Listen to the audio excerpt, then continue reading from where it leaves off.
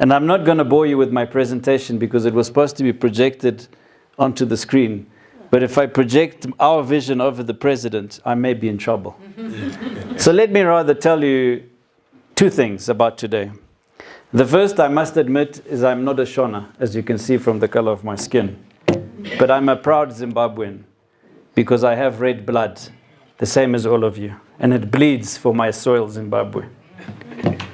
Because of that, my vernacular is not good. But let me say, Nika inovakwa nevanavayo, which we've heard many times.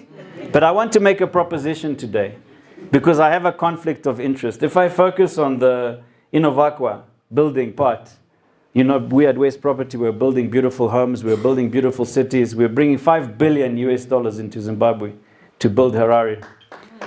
But I don't want us to focus on that part because I have an interest in it. I would rather us focus on the other part.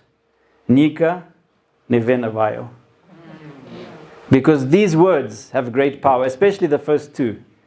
The Nika cannot go without the Nevene. Right? The people and the country are together.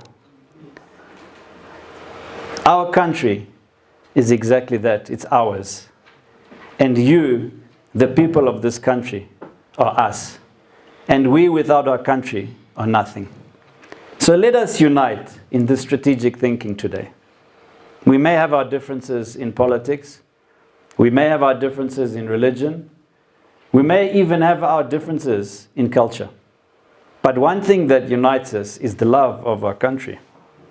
Yesterday when I got an award, I was very humbled to get another award. Thank you, Doctor, for that. I've been honored with so many awards, I've lost count.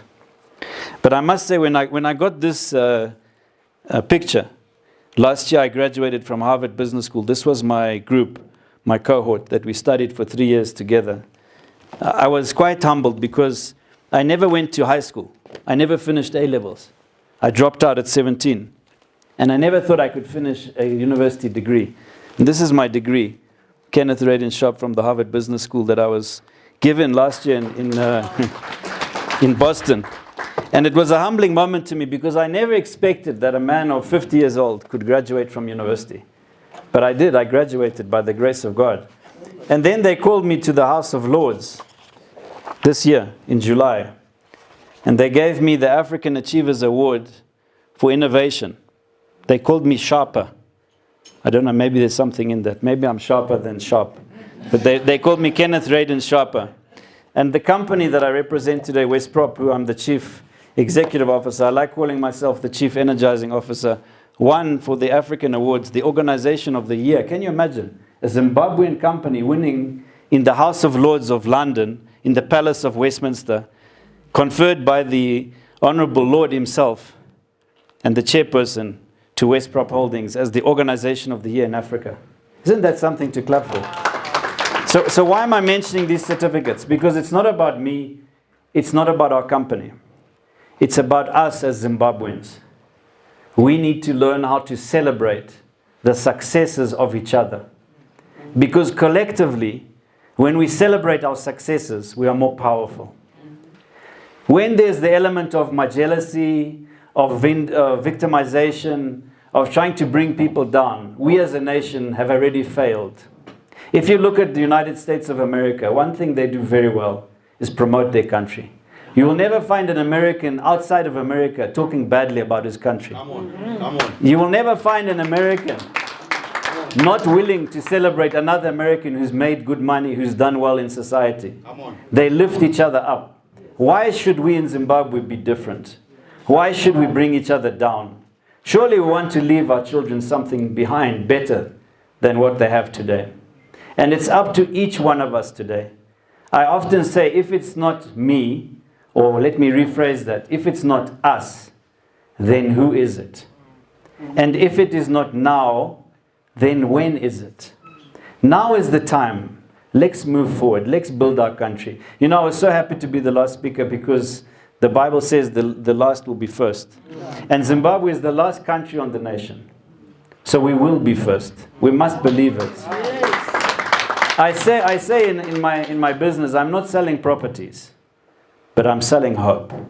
And this is the second thing I want to say to you today. So the first is it's us, Zimbabweans, who love our country. We are linked intrinsically to the country. We cannot be separated. Like a mother cannot be separated from its child. Let us remember that. Number two, let us remember, just as I've said in my company, I'm not selling properties, but I'm selling hope. Hope in a better tomorrow. And let us think of the strategic thinking today of the Zimbabwe Institute of Strategic Thinking. Why we are all here. We are here to change our minds. Because without a changed mindset, nothing will change. One of the smartest people in the world, Einstein, said, you cannot keep doing the same things over and over again and expect them to change. Because if you do that, then you're actually insane. We are not insane people. We are quite sober-minded, intelligent people. Let us change our minds. Let's have a different mindset for this country. Let us project ourselves not today or tomorrow or next week or next month or next year, but project ourselves 5, 10, 20, 30, 50 years ahead of the Zimbabwe we want to see. That's why I'm not distracted by any noise in my life. Because I'm not looking at my business today or next year. I'm looking at it in the next 50 years. One thing I learned at Harvard, which I'll share with you. In any company, you should have a good business plan. You should have a strategic statement. You should have a mission statement. And you should have a vision statement. Of those three things, I never knew about the first one, the strategy statement. And I recommend to all of you, whether you're in business or government or even at home, have a strategy statement. It's the most important thing we can have in our lives because it tells us where we're going, how we are going to get there, and by when we should get there. Our strategy statement at Westprop is with 1 billion bricks. By 2050, we will pioneer world-class, vertically integrated premium lifestyle communities in Zimbabwe. Using technology and innovation, we operate in a high-performance culture of excellence, delivering a trusted customer-centric ecosystem to live, work, shop, and play. And as you can see, that's our motto. We live and breathe every day this statement. It's not just 1 billion bricks that came out of the air. It takes 1 billion bricks to build the buildings on the land that we already own. We have a 27-year roadmap of completing 1 billion bricks, which equals $5 billion US. This is a reality, people. It's something that is not going to happen. It's already happening. And we will not stop until we finish executing on that. We are building a high culture of excellence, of high performance in our company to change individuals' lives. We empower them and incentivize them. And lastly, I will leave you with our vision of the future, which is to become the leading customer-centric real estate developer of tomorrow's market in Zimbabwe.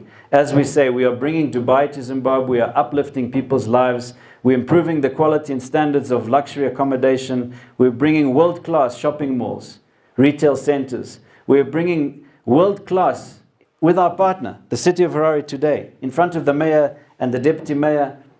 We are bringing the first PGA championship golf course in Zimbabwe, the second in sub-Saharan Africa. We are bringing the first luxury branded residences on this development of 127 hectares of an old golf course that was run down. We are bringing $280 million US to our capital, Harare. So let me leave this with you and the thought that we are together because we love our country. And we are together because we believe in its future. We hope for a better Zimbabwe. Thank you, ladies and gentlemen.